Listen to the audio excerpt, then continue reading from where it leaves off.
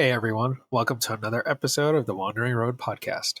I'm your host Chris, alongside my co-host Dean, and today we're going to be covering the UAP hearing or UFO hearing that took place these past couple weeks at Congress and the potential ramifications it would have if we actually had official disclosure from world governments. We have been in contact with them, aliens are real, and we've been lying the whole time.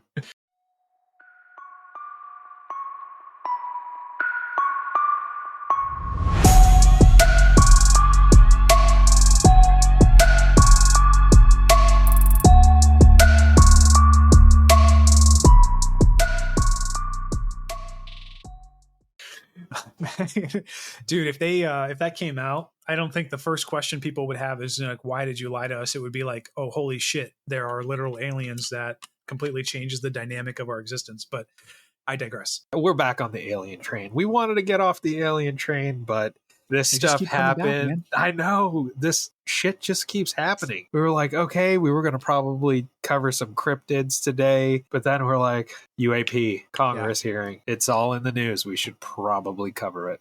So the craziest thing that I will say about this whole scenario with the congressional hearing is you have seasoned intelligence officers who are acting in a whistleblower capacity. First of all, a whistleblower, if you're not familiar with that term, it's essentially someone in the government, or I guess it could be in any environment, but specifically we're talking about within the government.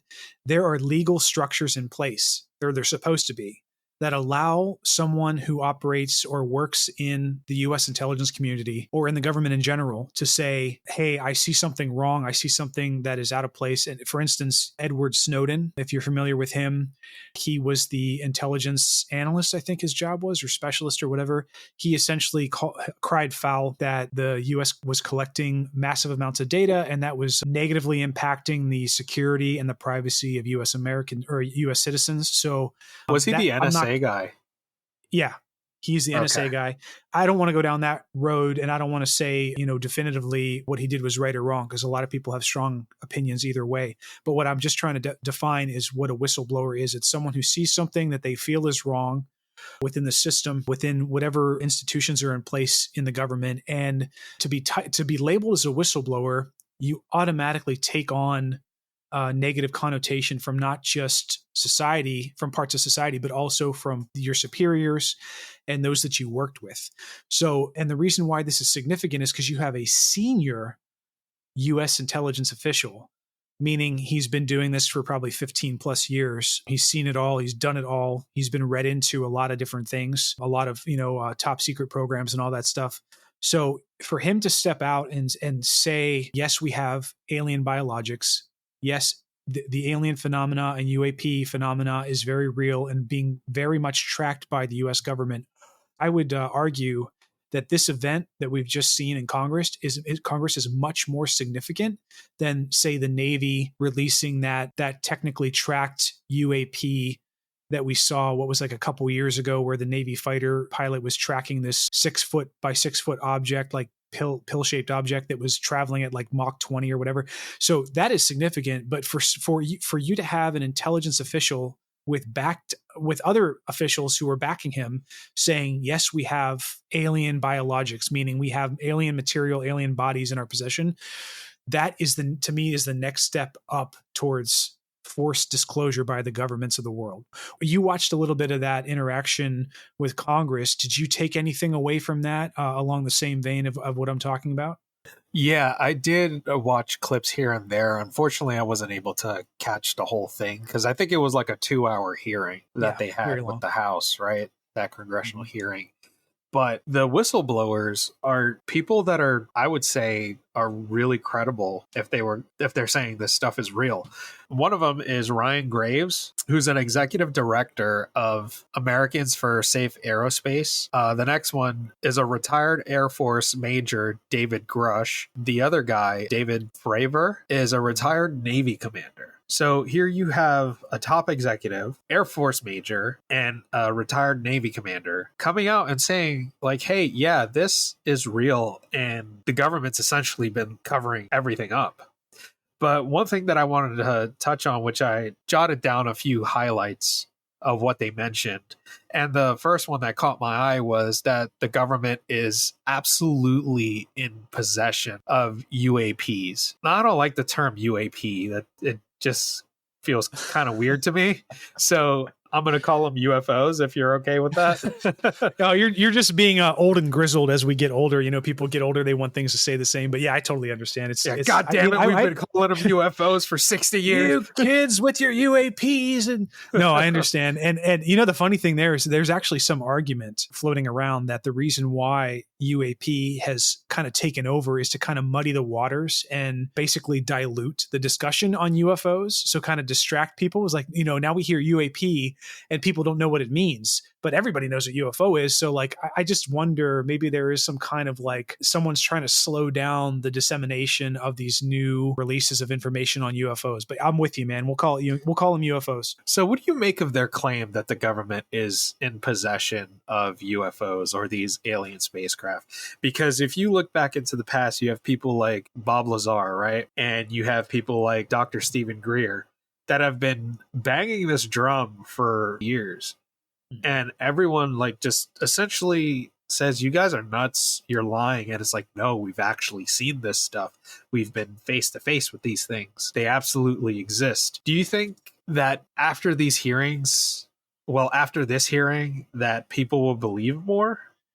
So here is something that is a broader perspective that isn't being discussed, and that is there's no way to know for sure what the motivation is behind this individual who's coming forward. Because, and we've talked about this before, you know, it's just like, if you're listening to this podcast and you are younger and you don't have as many years on this earth professionally, that doesn't mean you're any less or whatever. But what I would offer to you is anytime you have a situation in your life where you're not sure of somebody's motivation, always have to try to focus on the fact they do have some motivation behind them. So like with this guy, yes, he's a senior level intelligence officer.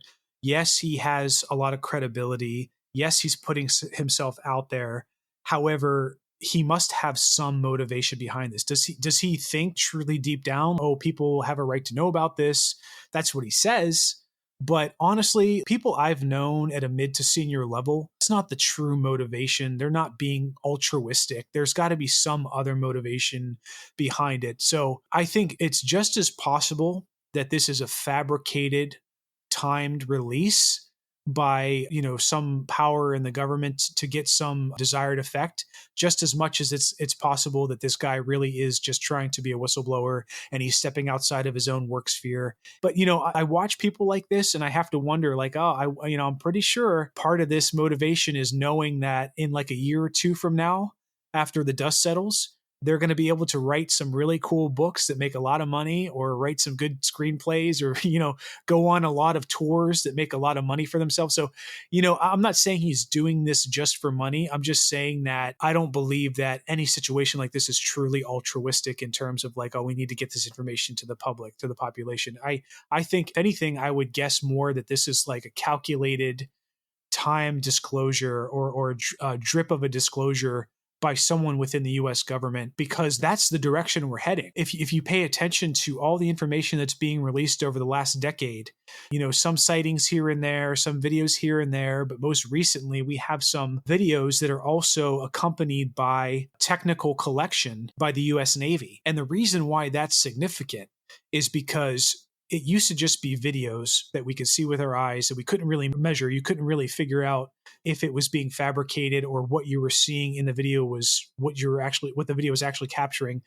However, the recent release of the Navy data corresponds to the video, and that goes to show that whatever they were tracking was indeed something outside of our capability and any capability of a government across this globe in the modern age. So, and I just have to say, I know I'm going down a tangent, I apologize, but I want to say really quickly, touching on that data topic, if you watch the Navy video of the supposed release of the data the data that they were using to track that UAP or UFO or whatever, it's kind of strange that it seems like it's a cell phone video hovering over a radar system.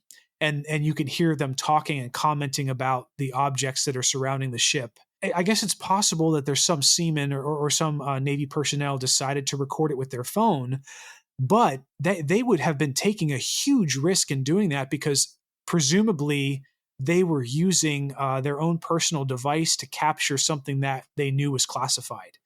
So for someone to do that, to try to capture classified data on a personal device, if you get caught and prosecuted, you're going to jail. You're losing your pension. Your family's losing the pension that you earned in your career, your military career. You're getting stripped of your rank and you're going to jail for like 5 years plus. And when you get out, you're not going to find a job. So it just seems suspect a little bit that someone would pull out their phone and that would be the data release that the Navy provided the people. So if I can tie that, I'm going to tie that back with the guy professional who stood in front of Congress. It's the same kind of thing.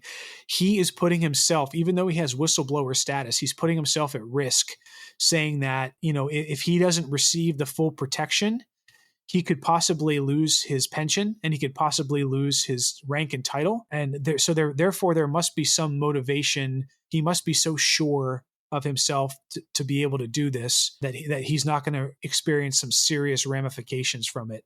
So that's my initial dissection of the situation. And I know that's a little bit boring. I actually want to get more into the proof itself. So I want to shift gears, if that's okay. I want to talk about the what if scenario. Let's say hypothetically this guy is legitimate and he really is. He has been read into these programs where he can confirm, or he's being accurate when he says that the US government has alien biologics. I want to unpack what that will mean to society, scientifically, religiously, societally, etc., and what would happen if we actually ever proved that contact occurred. So with that said, do you have anything to add before we jump down that path? Yeah, one thing I would want to ask, I don't want to say it's like a rebuttal to what you're saying, it's more so a question, because you did mention that leaking classified information that has serious ramifications, that includes essentially ruining your life and including jail time. If there wasn't some sort of truth to this, why would they even bother? You know what I mean? Yeah. That's the one thing I'm holding on to hope with, in the sense that you are in a very high position. And also for the retired servicemen, they served the country, they did their time that they had to do, and they reached pretty high ranks, and they don't have to disclose this. I'm pretty sure they live comfortably. Yeah. Why would they put their lives in danger? Why would they put their families' lives in danger to talk about this stuff if there wasn't some sort of truth to what was being said? That's what mainly comes to mind for me. I think that's a really good point of view and thought, but I will say that this is something that has been floating around in the conspiracy realms for a while now. Not saying I'm tied to it completely, but I think it's totally possible. So when you talk about, say, defense contracting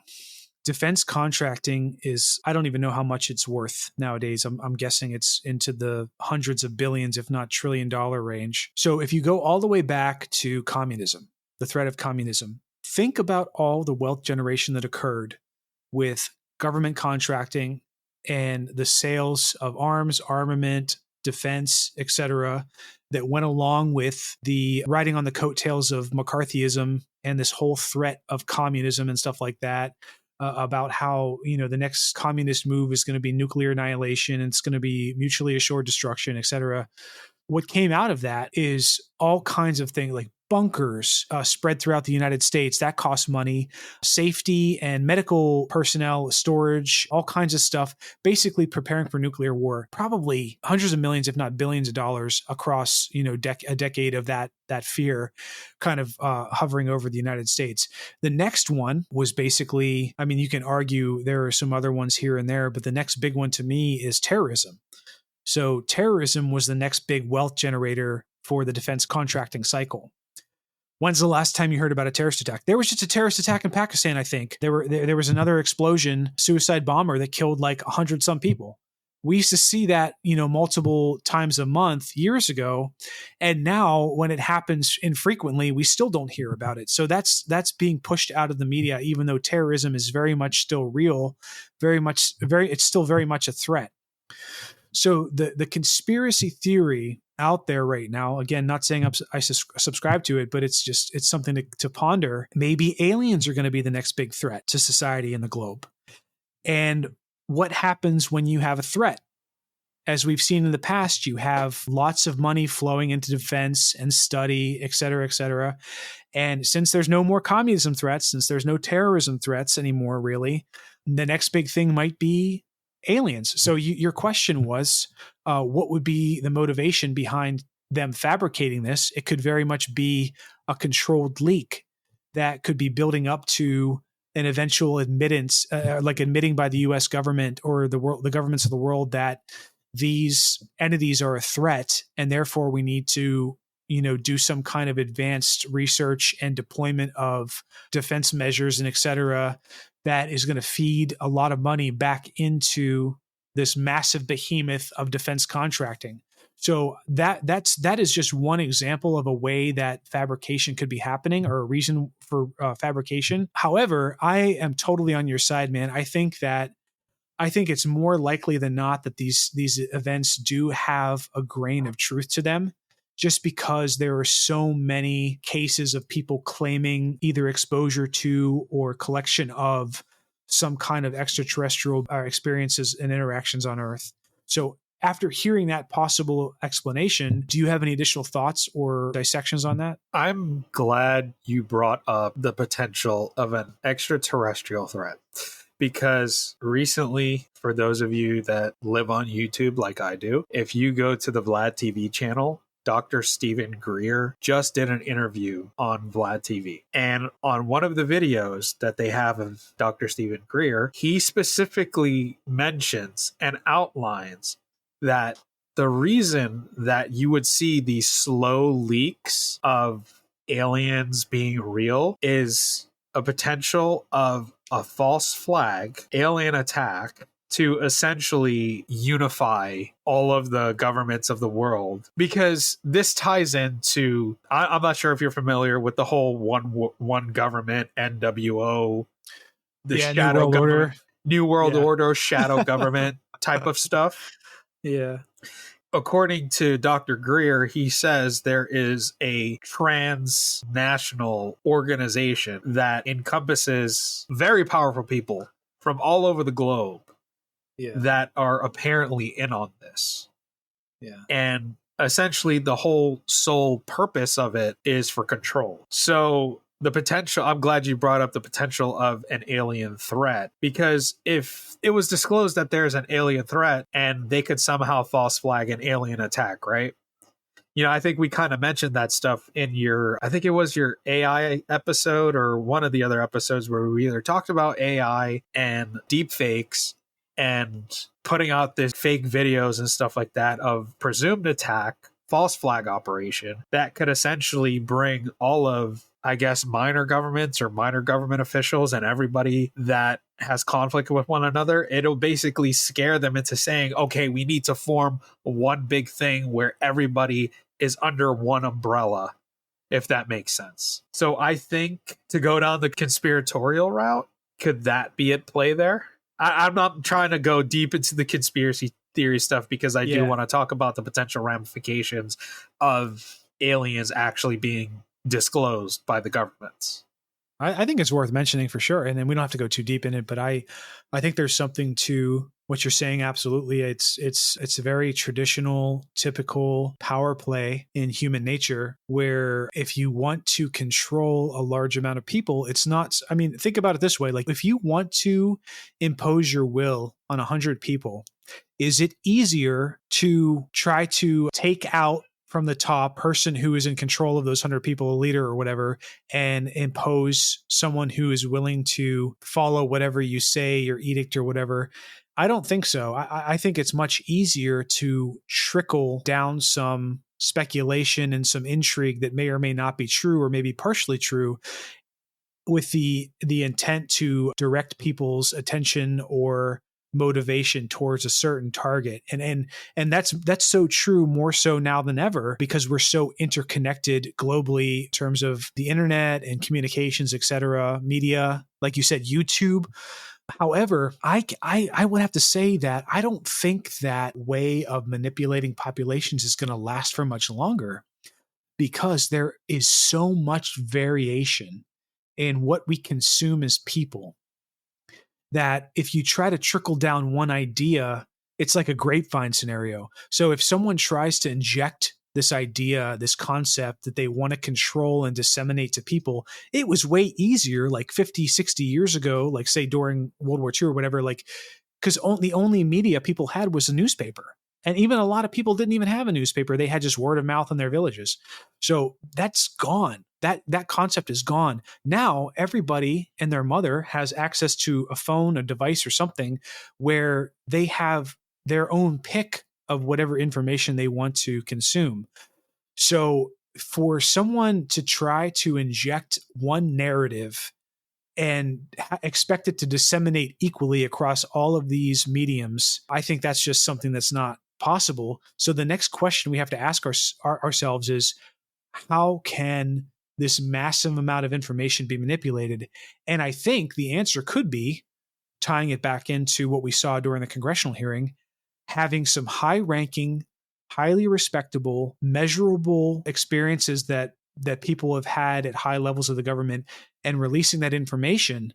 So you kind of get this broader encompassing, for lack of a better term, gasp of society that everybody kind of gloms onto, and then they can't put their own twist on it. It's basically factual. So you have data of alien technology captured on a video, and you have radar backing it up. There's no way to really argue that. You're condensing it down into something that is measurable and therefore not really refutable. So I think that could be a major concern in the same vein of what you're saying conspiratorially, where maybe there is some kind of order in the world who's trying to turn this new alien experience that we're having as human beings into a threat. I'll just pause there before we go into the more interesting stuff. Do you have anything to add on to that? No, I think we could go into the potential ramifications that would happen to society.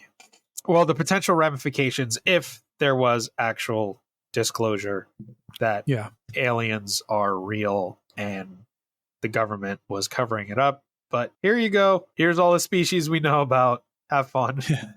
Yeah, let's do we should do a hypothetical real quick, and let's just lay out the hypothetical, and then we'll just build off of it. So let's say someone in the government, or even the government itself, sanctioned by its own powers that be, which, by the way, let's not forget that the government is supposed to be multi-layered, and it's supposed to have checks and balances. So not everybody on the payroll of the government is in cahoots with everybody else on the payroll of the government. Hence, what we saw from the interactions in the congressional hearing, you had, congresswomen, congresspeople basically not being able to get into the sensitive compartmented information locations to get the information.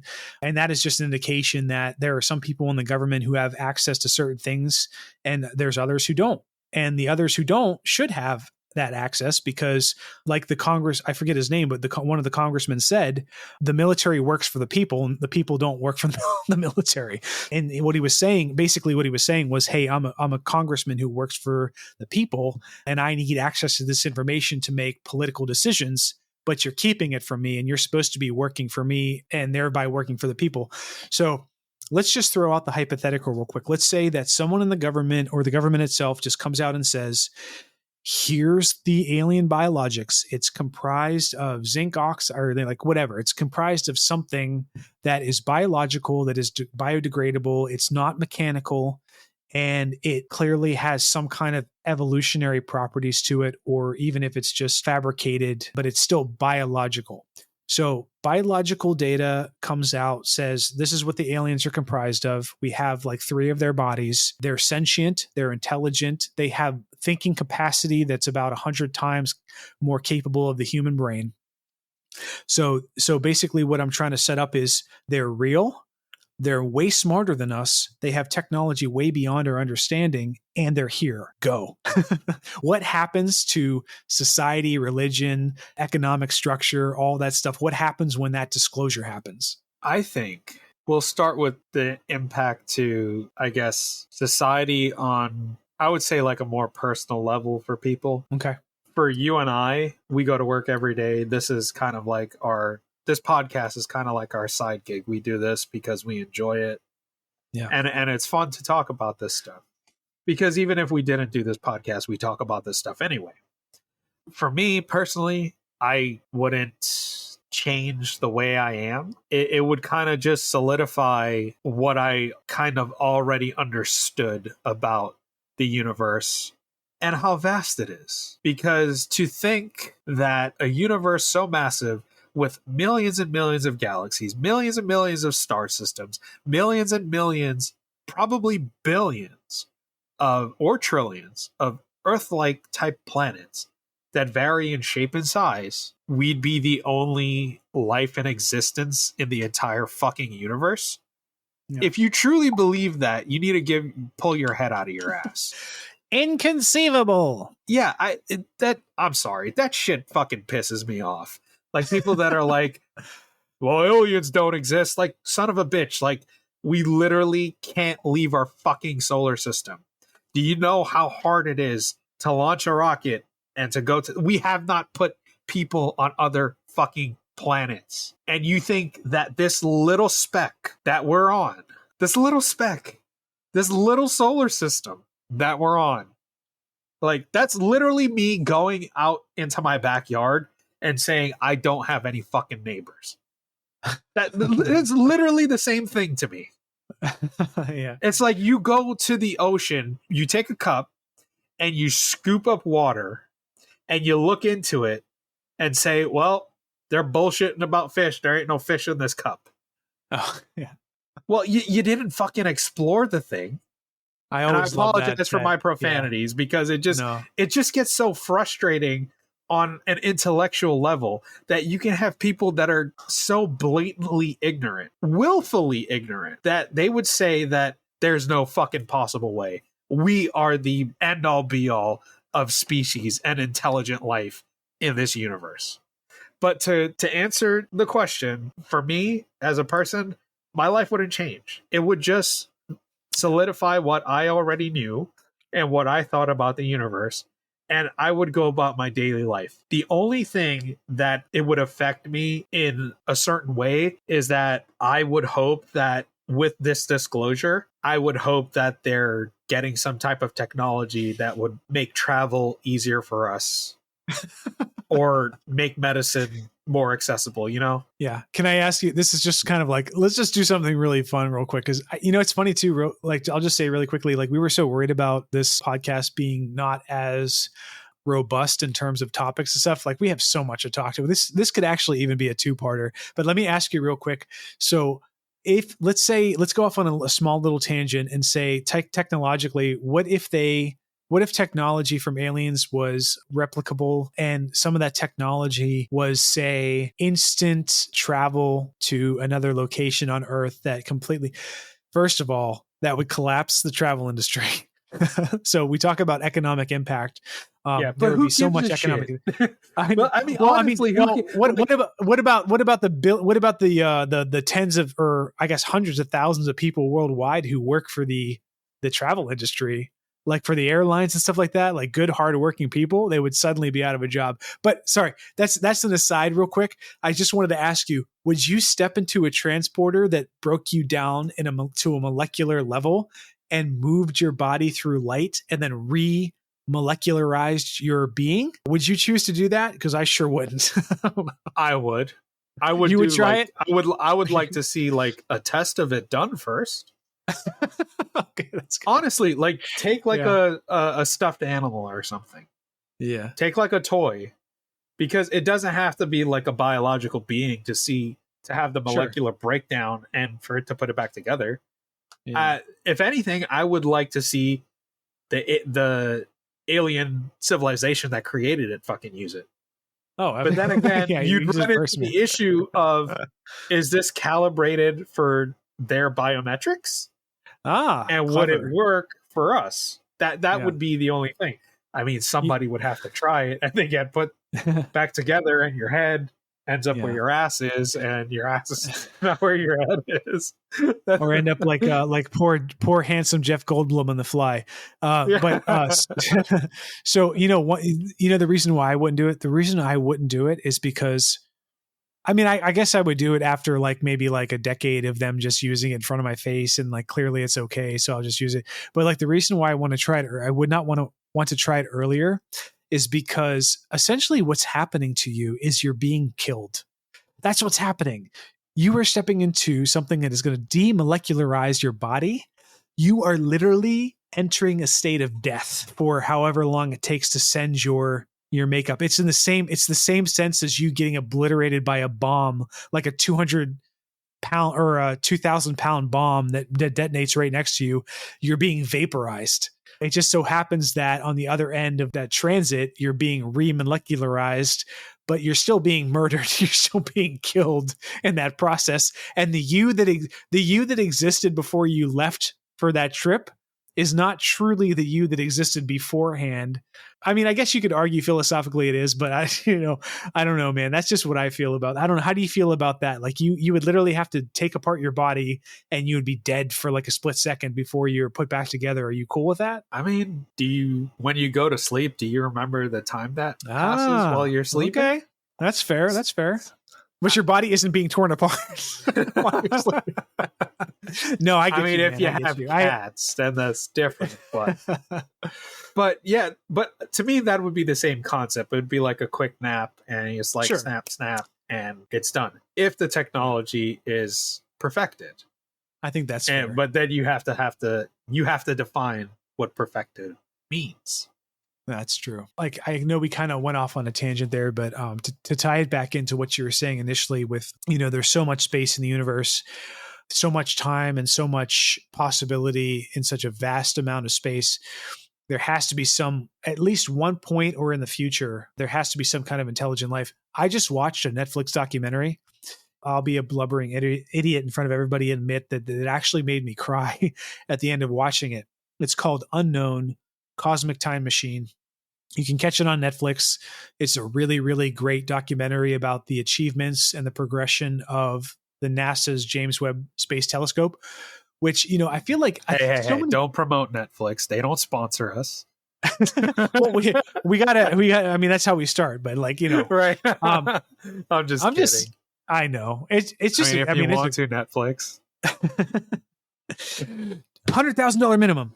No. Okay. So this documentary is on the James Webb Space Telescope. Something I did not know before I watched it is that it took so many years to perfect it.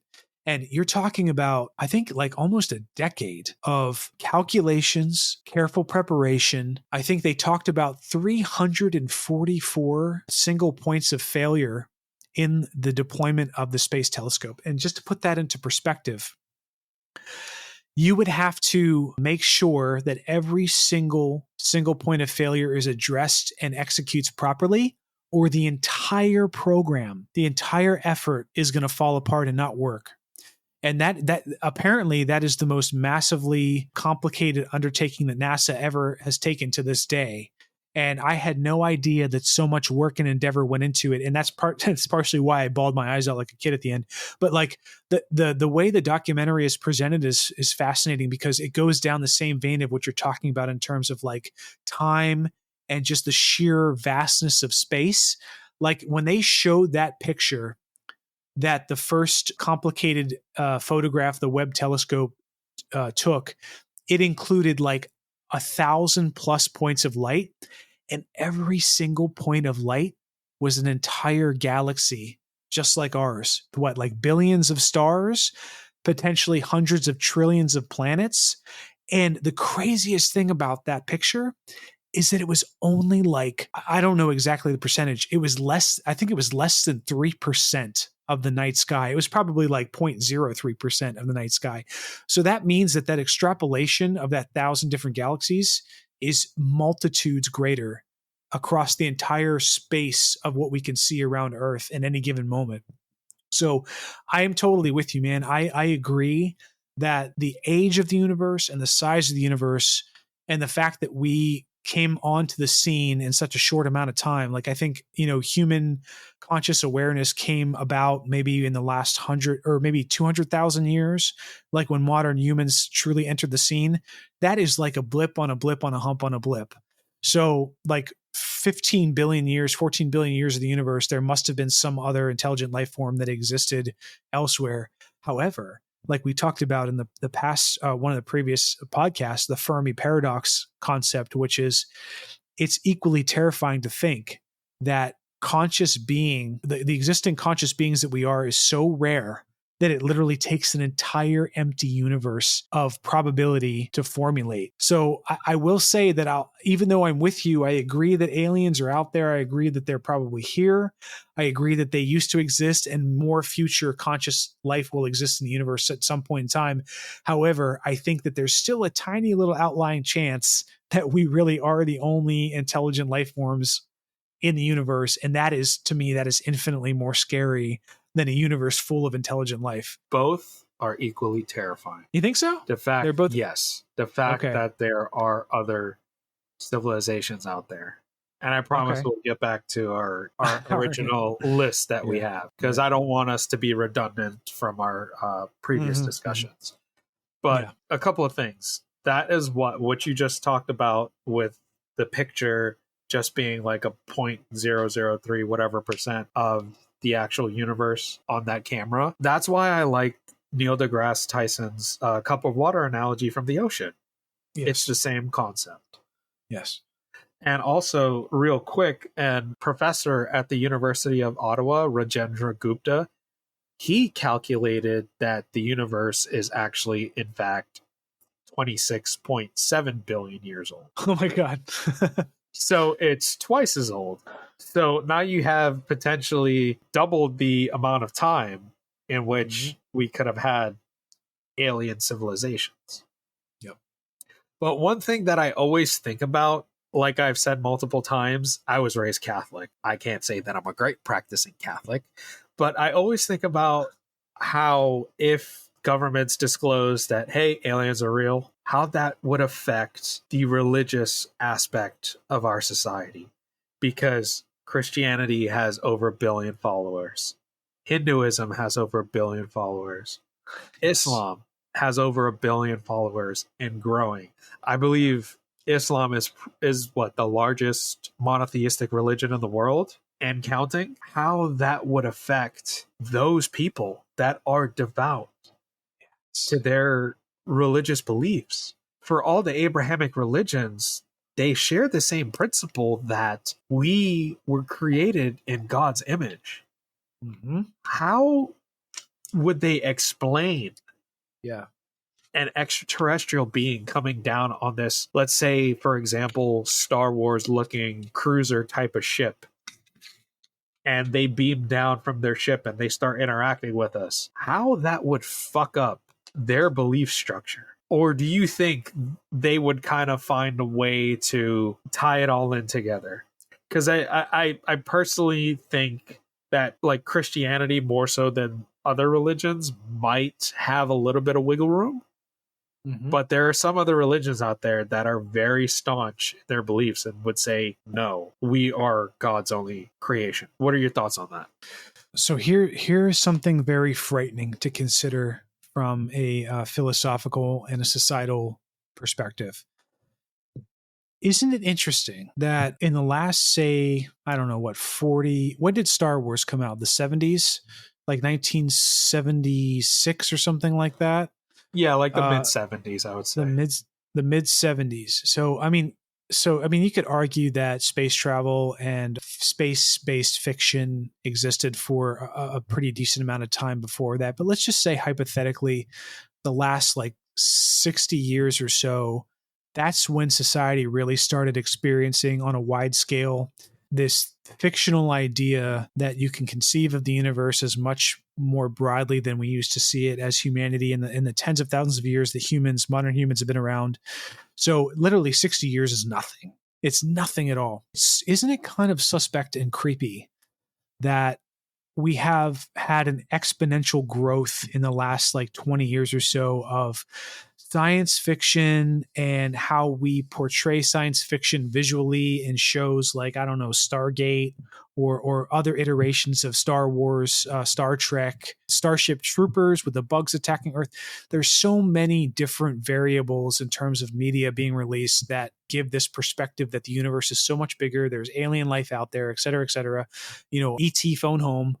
And now we just so happen that in the last 60 years, the baby boomers, the ones who really started consuming that culture, and also a lot of them fighting that perspective because, like you said, they're very religious, they are starting to get replaced and dying out, and people stepping into the new generation replacing them are the individuals, the kids who grew up with only that perspective. I mean, they might still be religious. They might still have a religious perspective. They might have been raised Catholic like you, or they might have been raised Muslim, etc. But if they're consumers of modern technology and consumers of modern media, then they are getting fed that information that alien life is out there, and it's in a front. It's coming up against your original beliefs that your parents, your boomer parents taught you. A lot, not in general. I'm not saying every boomer parent, but just like a lot of them. So isn't it funny that we're just starting to see this shift and this declassification and disclosure of aliens at the same time that boomers are starting to get really old and they're becoming less relevant politically and societally? So to me, what that says is there might be a force or a political power that we're seeing right now who understand this.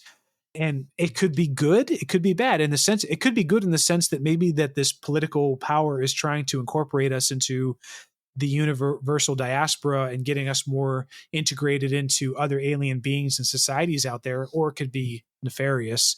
We're just trying to create, like I said, some kind of means to extend our economy through threats and whatever. It doesn't really matter at the end of the day which one is true. I think what's really concerning is, like you said, the political and the philosophical and the religious shift that's going to happen, that will happen in the coming decade, and what that's going to look like. To answer your question, I think that I like to believe that most people who count themselves as religious, like you nowadays, they have that variability in them to say, okay, well, I could be wrong. My religion could be wrong. And here's some proof. So let me reevaluate what it means to be alive. Maybe there's a broader sense of understanding in the universe that is more beautiful than my constrained, organized religion. That's the hope, that most people will come to that conclusion if aliens are disclosed. However, I think that there will always be a subset of people who will say, and I've met these people, by the way, people who will say these aliens are demons. They are sent by the devil. They are not of God. And I still subscribe myself to the one religion that I believe in. And that's the only universal truth that I know. And I'm going to hold on to that. So those people could very well become the new terrorists in the next 20, 30 years, where they are fighting this idea of alien disclosure and saying that, no, it's evil, it's not true. Maybe people will be targeted for their beliefs in aliens and their acceptance of aliens. I can see that being a possibility and a national security concern in the next 20 years or so. Any thoughts on that? Yeah, given how human beings are and our past with discrimination and racism and stuff like that, do you think that we would see a shift from being prejudice against one another to prejudice to those extraterrestrials because they look different? I think that is... I could see that happening. I really could see that happening. Yeah. So I think back to that movie. Do you remember the movie District 9? Yeah, is that the one where the like aliens lived in this closed off space, or were the humans in that? I can't really remember. It's been a while. So the premise of the movie was, I think, if I remember correctly, aliens were the aliens that were on the Earth in that movie were refugees, and humans accepted them, but they had to be in a refugee camp. So they were kind of marginalized. And then the guy, the protagonist or the main character, whatever, got infected with the alien biologics, and he slowly became, sorry, spoiler alert. He slowly became one of the aliens, which, by the way, I wish they would make a second one of that movie because they left it open for a second one. It was a great movie.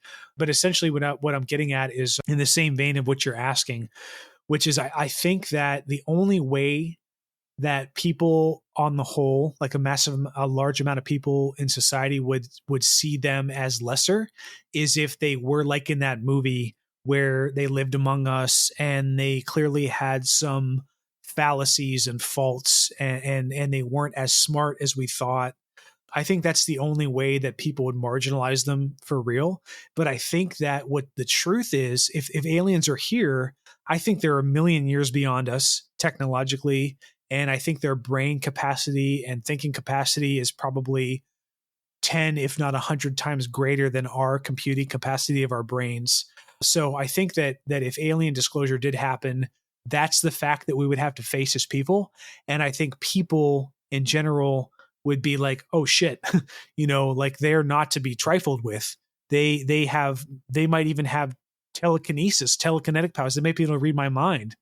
Who knows? Just to answer your question in a nutshell, I don't think that they would ever be treated as refugees or marginalized or subjugated in that way. It's possible. Yeah, man. So I apologize. I feel like I've been kind of going off on tangents and talking a lot more than you. I want to give you some airtime as well. So, and it's very clear to us, right, that this is going to be a two-parter because there are so many more data points and concepts to talk about because this is such an interesting breakdown of everything that's going on recently. But I think that we should close out maybe. And I want to ask you to kind of close and guide us out here in the last part of the conversation. How do you see this affecting society on a broader scale? Like, how do you think that, what are some broader concepts philosophically and politically and societally in general that you can see kind of transiting down this disclosure route? Now, do you want me to give you an optimistic answer or do you want me to be blatantly honest? I can do both.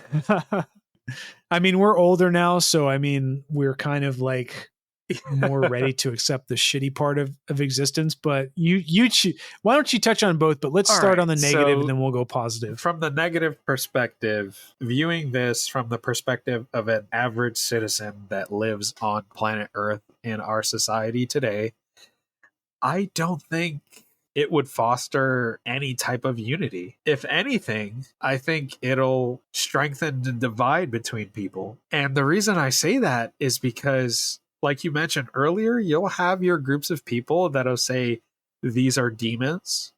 You'll have your group of people that'll shift their focus from, like we talk about in previous episodes, these militias and all that crap, these people that think they could actually take on governments and militaries. They'll shift their focus to, holy shit, we gotta prepare our defenses to fight these fucking aliens. So you'll see a shift to that. And I think for the average person that's going through their everyday life, they're probably not going to care because what would they get out of it? You know what I mean? I like the average person that's down on their luck that works at McDonald's or whatever other place that no one wants to work at. How is the introduction of aliens going to change that? Unless they come down and do a wholesale coup and change our society in one fell swoop, which I don't think would happen with full disclosure. I don't think that it would change the way that we behave as a species. I don't think it would stop any global conflicts. If anything, these powers that are fighting against one another, they'll try to, I guess, pander to the extraterrestrials to give them a leg up in their conflict. Or can they somehow help in defeating the other side? I really think that's how it would play out. Like if I was really being very pragmatic, based off of human history, how we behave with one another. And I'll give you a prime example. These weren't extraterrestrials, but you could treat it as such. When Hernan Cortez and the Spaniards landed in Central America and encountered the Mesoamerican tribes that fucking hated the Aztecs, what did they do? All of the fucking enemies of the Aztecs came to the Spaniards and said, we'll help you if you help us kick the ever-living shit out of them because they've subjugated us and they sacrifice our people to the fucking sun every day. Just based off of human history and how we are, we can't not hold grudges. We're not built that way biologically. It's ingrained in our DNA to always have the mentality of survival of the fittest. We're always going to do what we need to do for ourselves and for the people that are under our direct purview, for our immediate family. And if that means I gotta blast the poor old lady with a fucking laser gun to make sure that my family is kept safe, you best believe humans are gonna do that because we behave in that way anyway. Look at our past conflicts, the Second World War. There are more civilian casualties than there were actual combatant casualties. People that were caught in a crossfire. For these forces fighting one another to get a leg up on one another. A leg up on one another. Like the incendiary bombings of Tokyo. Like, what the fuck did you get out of bombing Tokyo like that? And literally burning what it was called Edo at the time, back in the Tokugawa shogunate. But my point is, to be pragmatic, to be completely honest, if you look at human history, we've always fought each other. I think it would take for us to get to a technological level where there is no want or need anymore. There is no struggle for resources. There is no, like, Putin trying to revive a fucking dead empire. There is no need for that. Like, everybody that has that line of thinking would have to be gone. And if they have that line of thinking, they would not have to be in a position of power in order for us to progress to this utopia type of thinking. So on the optimistic side, they say aliens are around. They share this technology. As an optimist, you could say, oh, wow, there are other civilizations out there that are a lot stronger than us. They are better technologically. There's another civilization willing to help us. We need to unify as a people and as a species, or we're probably going to be subjugated or completely wiped out for our resources. So that would be the science fiction optimist perspective. But from the pragmatic perspective, knowing how people are, I mean, for fuck's sake, dude, we have people killing each other over street blocks. In the fucking city I grew up in New York City, that shit fucking happened all the time. It still happens all the time. Aliens coming down ain't gonna change that shit. Yeah. Human beings, we're just wired to be a certain way, and you have to be raised a specific way to not be that way, if that makes sense. What are your thoughts? Do you remember that class that you and I took? You and I both went to the same university for undergrad, and we had so much fun, man. I'm so glad I met you back then. But so remember that one class we took that was, I can't remember the name of it, but it was that science and natural earth class. And we sat in that big auditorium, earth science. So she said something that she taught us something that was a new concept to me back then. And I really appreciated the effort that you put into putting our earth into this perspective. But do you remember what you said about the earth being a closed environment? I don't recall, if you don't mind enlightening me. Well, I'm going to write her, and she's going to rescind your A, and you're going to get an F. We're 10 years too late for that, man. No, I'm just kidding. Oh, shit. Longer. Like 10 years. It's been a long like time. 13 years. Longer, right? Don't even tell me. God damn it. Years. God damn it. Don't even tell me. So what she was saying about enclosed environment is that you can have a closed environment, an open environment, semi-permeable environment. So like a closed environment, there's nothing getting in, there's nothing getting out. Semi-permeable is there's some information getting in, there's some light or whatever getting in, and there's not, but more is staying in than is escaping. And then an open environment is things transmit and move freely between different levels or layers or whatever. So I think, if I'm not mistaken, Earth is a semi-permeable because you have light coming in and a lot of light and heat is staying in the atmosphere, but some of the light is escaping back out to the universe. However, even though Earth is technically semi-permeable, I think it's more like closed than open. So I'm going to put that into perspective of societally and going back to what you're saying. So Earth is a closed environment in terms of humanity and politics and society and what we perceive as conscious intelligence awareness, because we don't know for sure if there's other conscious life out there. So what happens when you have a closed environment that is suddenly torn open by the concept that there are other intelligent, cognizant, self-aware beings who are now making their way into our life, forcefully or otherwise? Even if they came here peacefully, from going to a closed environment societally to an open one, being ripped open, you are inherently going to, you are going to have people just going nuts, just going crazy over the fact that, like, holy shit, these are other beings who are not like us. They can think as smart or smarter than us. They are therefore a threat because, like you said, humanity, just like the gangs in New York City or elsewhere, they're forming tribal blocks and they're going after each other. Why is that happening? I mean, I don't want to break it down to a juvenile level, because it's not. It's so much more complex than that. But a big part of that is misunderstanding and uncertainty about what the other side is going to do to your side. And you want to self-preserve, like you said, like, you know, if it takes someone shooting an old lady in the face to survive, to keep their family safe, I think a lot of people are going to do it because it's their family. It's the purpose. It's the drive of existence. Unfortunately, the only way we have existed and procreated and expanded our being as societies and families is through making those hard decisions. So I think people, like you said, a lot of them are going to err on that side, especially when they face something so monumentally shifting as other intelligent life forms coming into their space, even if they are peaceful. So the best hope is that they are peaceful, and you just have some knuckleheads here and there kind of like putting up some roadblocks or some questions to why they're here, their motivations, etc.